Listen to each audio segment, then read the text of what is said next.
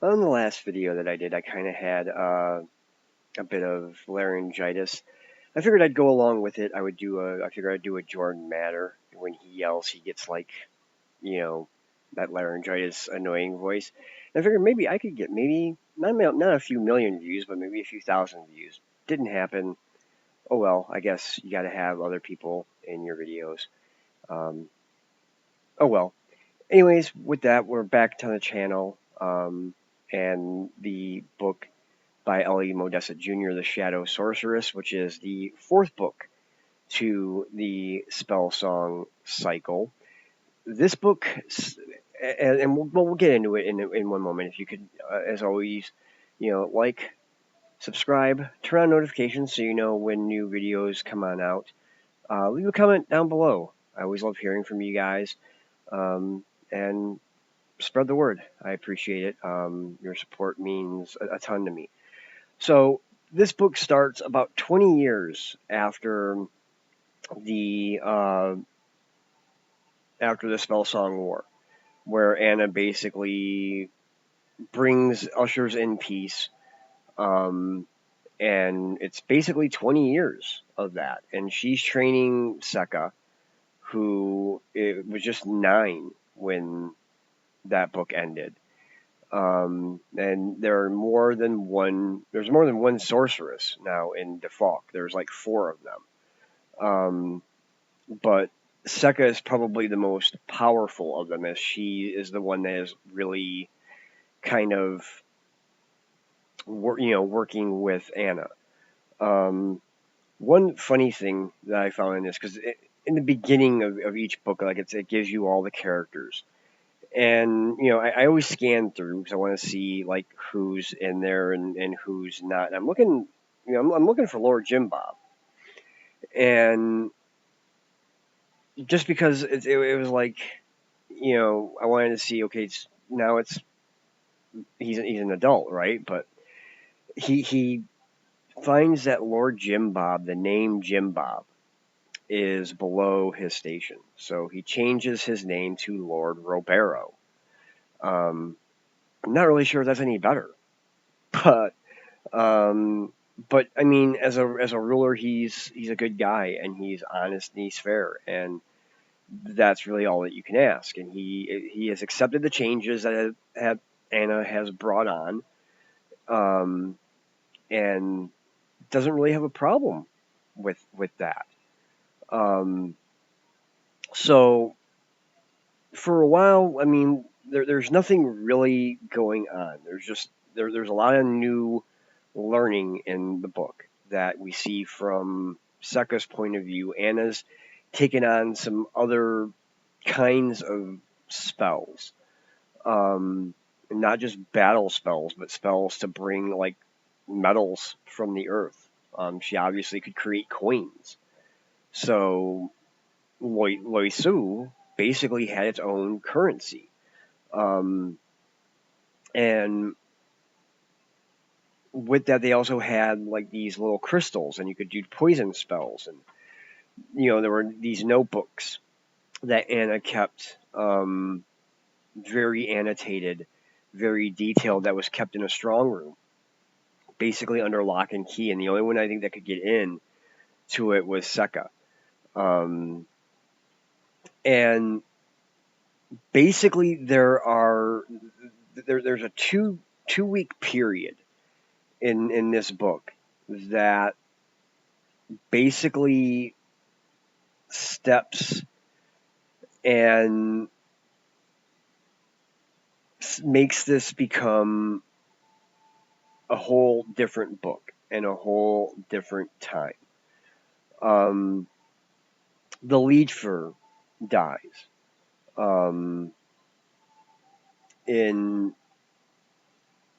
excuse me, in Mansoor. So you lose one of the people who brought about the peace with Anna.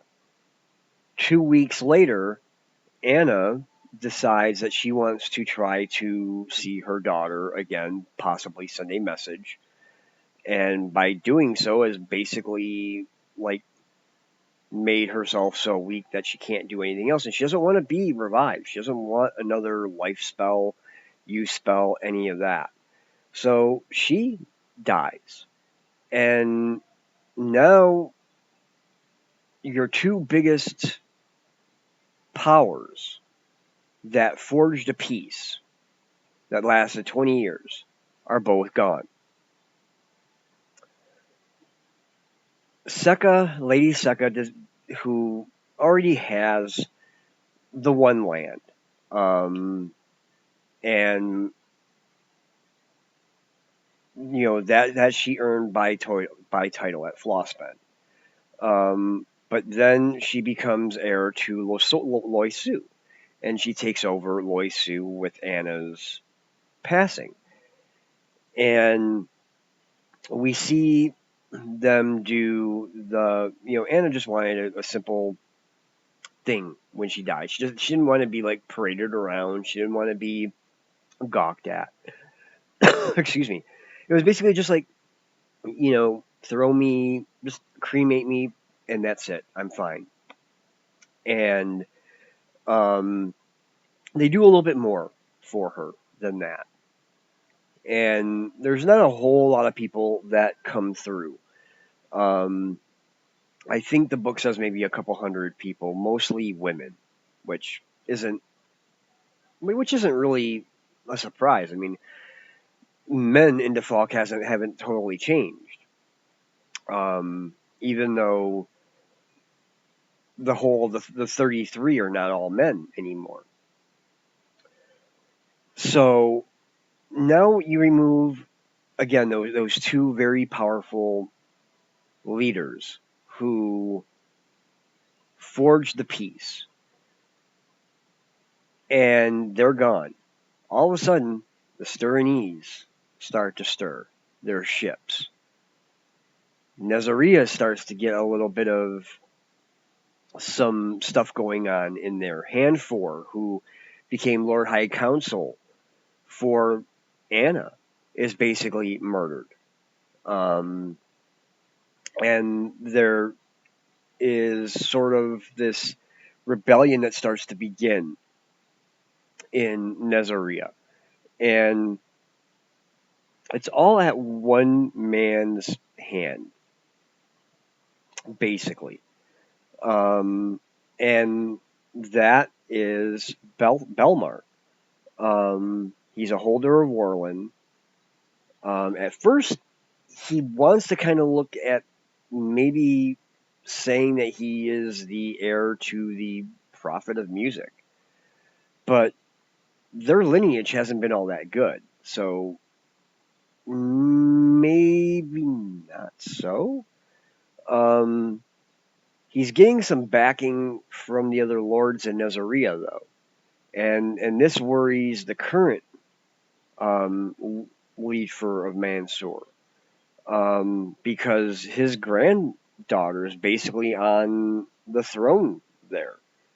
And it's not looking very good for her. So Kestrin, Leafer Mansour, is trying to figure out, okay, how can we do this? Where we can move troops, not tick off Roberto. But make it show that it's for use in Nezaria and not toward Defalk. Some other players that have changed is Alia now, the daughter of the original matriarch, is now the new matriarch. Alcurin becomes sort of the interest of Sekka, the way Lord Jex was for Anna. By the way, Jex had died 10 years before this book began. So he's not in this one at all. But it becomes a completely new adventure.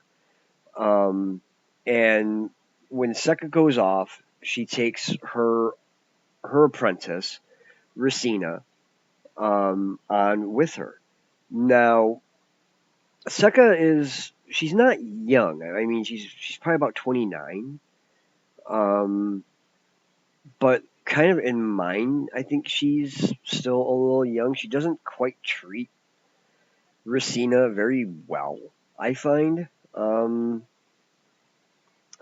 She doesn't give her the tasks that maybe she could, and she kind of slights her down when, you know, when Racina starts to think of, a guy is he, do you think he's handsome? And,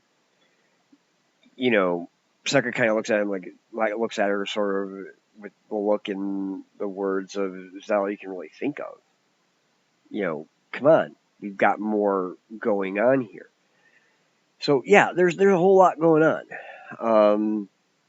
They find themselves going back into Ibra again. Remember, this is where this all started when Anna came in with the Evolt in Ibra, and they have to help Hadrian. So they're able to do that. They go and she goes. Well, I say they because she's got her own lancers now, her own army, basically. But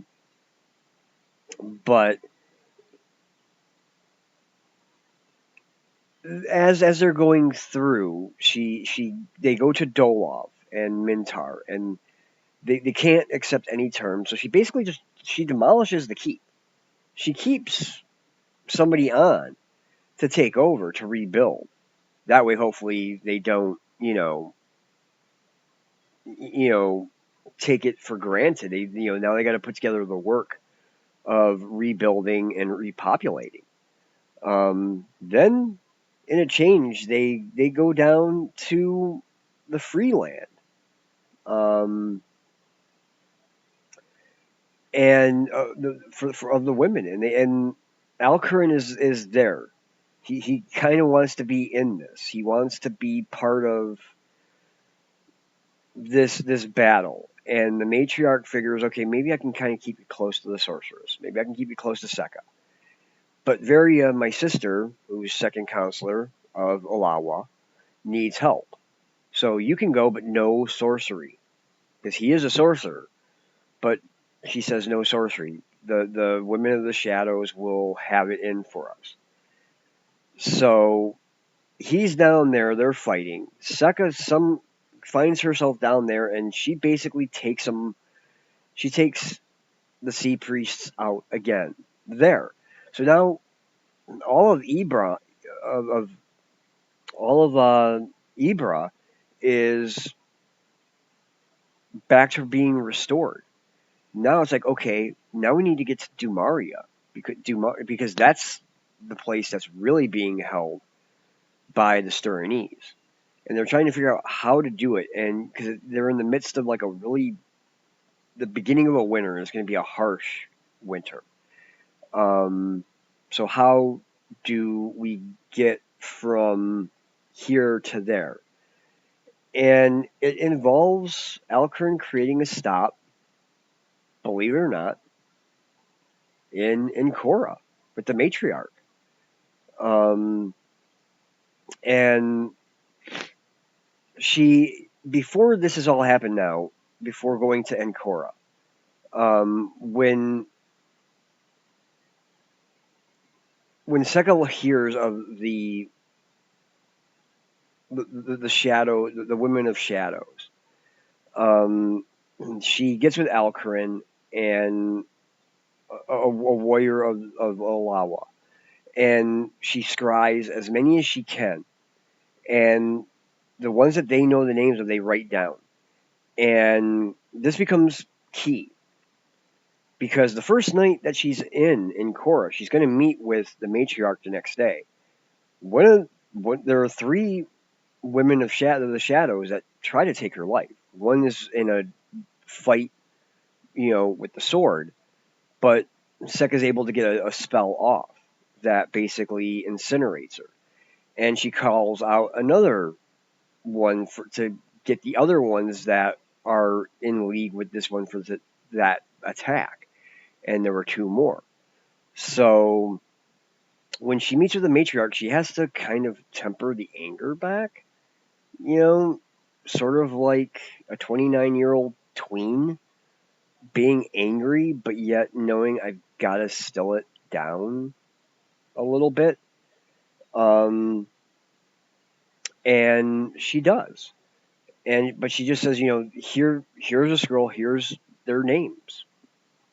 Do with them what you want, but here's who it is. And then the matriarch and Sekka start to work on a plan. Let's try to fool the Styranese.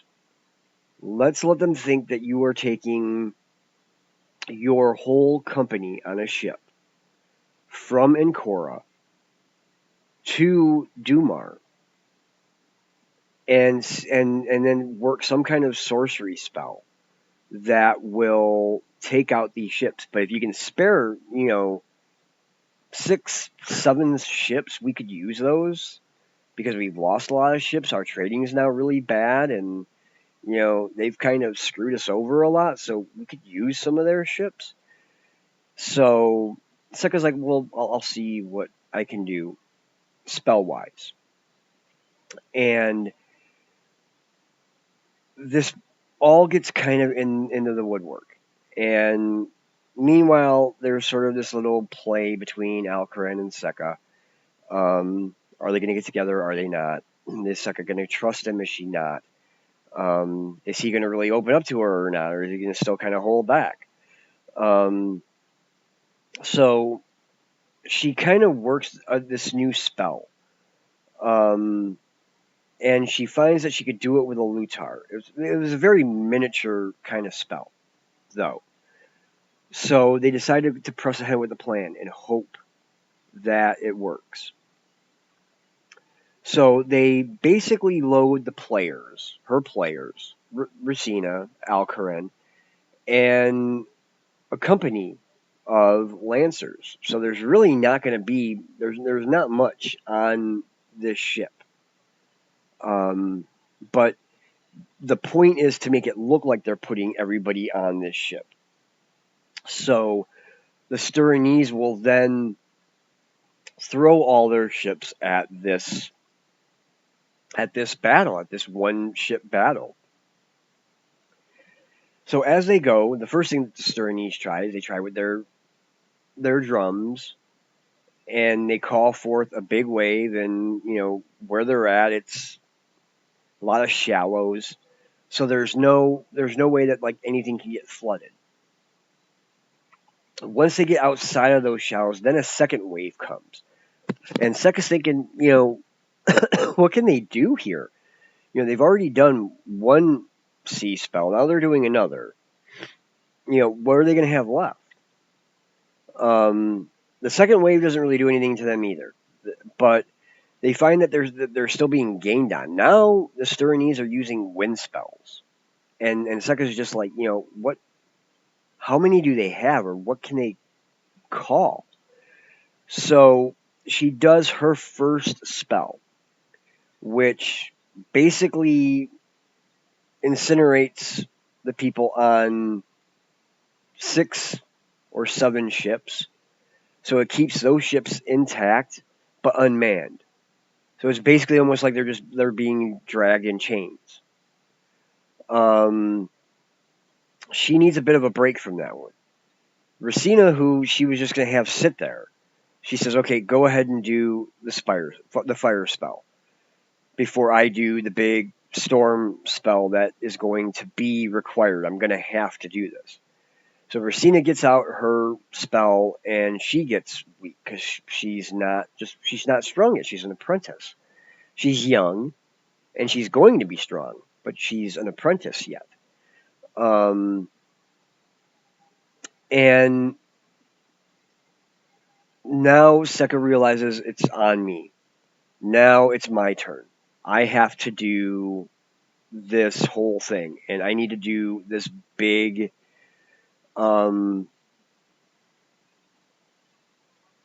I have to do the big spell. And she does. And not only does it have the effect that she was hoping for, because it does. The only problem really is that it just about kills her, really. Um, she literally like crumples to the ground. And Alcarin finally he takes the lutar that he's been carrying now, and he pulls it out and he sings a song, a dark song spell to save her. He's basically sacrificing himself for her. And at this point, you already kind of figure, okay, it's going to be a hookup, right? Just kind of you figure that. Um, and she comes to about a week later, sitting at a table, and he comes to see her, and they're having this kind of odd, very conversation. Racina's in the room, probably shouldn't be, but the conversation is very, you know, very awkward because they both almost died.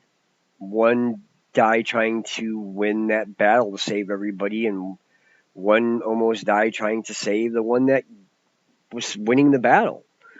The matriarch then comes into the room. This is now at the South Ocean, the Southern Ocean, at the south of Ranuak. And Seka comes out and basically says, I need you. And Alcarin takes it the wrong way at first. He's like, if I can serve you, can I have your blessing, matriarch, to go and serve? And the matriarch's basically like, well, you can't stay here now because you've already used sorcery. And he's like, well, I thought I couldn't be a sorcerer at all. And she said, no, just not in Korra. So going into book 5, will she have an ally here? Will Alcarin be able to learn more spell songs than he already has to add more strength? Maybe some harmonies in here that Anna wanted to do in the first books. It's definitely a chance. There's definitely a good chance there. This time, it doesn't take as long for her and Alcarin to get that embrace, that loving embrace. It took Jex and Anna a heck of a lot longer to get there. And yeah, so that's where it ends. And you probably think, okay, they're going to be going to Dumar next. And that's where everything's going to start coming to the head. Dumar, Nezaria, Mansoor, and the series comes to a halt because there's 5 books. I gave it 5 stars. I liked it. Not as good, I think, but it's just getting used to the characters, I think. But I liked it. 5 stars. I would recommend it and the series. So yeah, with that, please like, subscribe, turn on notifications so you know when new videos come on out. Leave a comment down below. Like I said, I love hearing from you guys, and I always respond. And spread the word. It helps me out, and I appreciate it. And as always, until next time, keep YouTube literate, and God bless.